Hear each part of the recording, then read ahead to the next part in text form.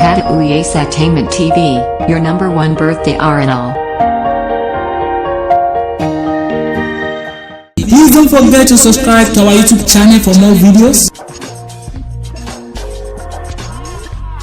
We love you. Apata we on the miss. Yorùbá ń ká dúkẹ́ aya Adépọ̀jù.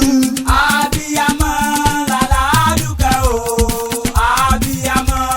Àpáta ewì mo tún dé orí mi àbí ó yẹ lọ́sùn Òṣogbo.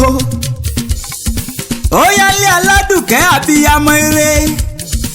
Rámà àti wa ni mò ń kó bẹ́rẹ́ fún aya Adépọ̀jù.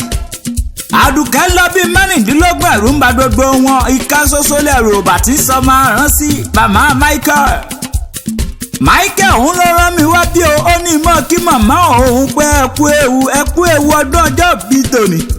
ńlá o ọmọ Òṣogbo òròkè àsálà ọmọ onílẹ̀ òbí Òṣogbo ìlú aró ọmọ aró dẹ́dẹ́ bí òkun ààrẹ òpẹ́ta ààrẹ pẹ́ta wọ́n gbà á bàrẹ̀ mi bá pẹ́ta ẹ̀dáfẹ́ mọ́ ṣe gbà lọ́wọ́ ọ̀mí ẹ̀yìn lọ́mọ aládé solú ọmọ ọ̀yá tí í ṣe kú pẹ́mú akérègbè sókun ẹ̀mú dẹ̀rẹ̀.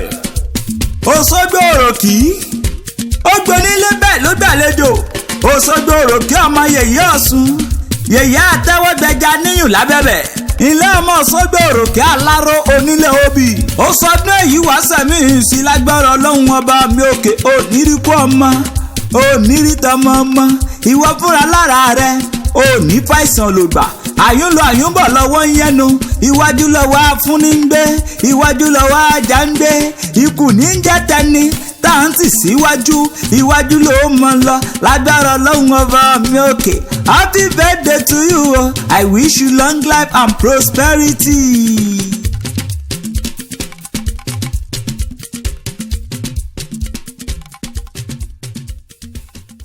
Thank you for watching our video and follow us on Instagram, Twitter and Facebook at Apata Ewi. Please don't forget to subscribe to our YouTube channel for more videos. We love you.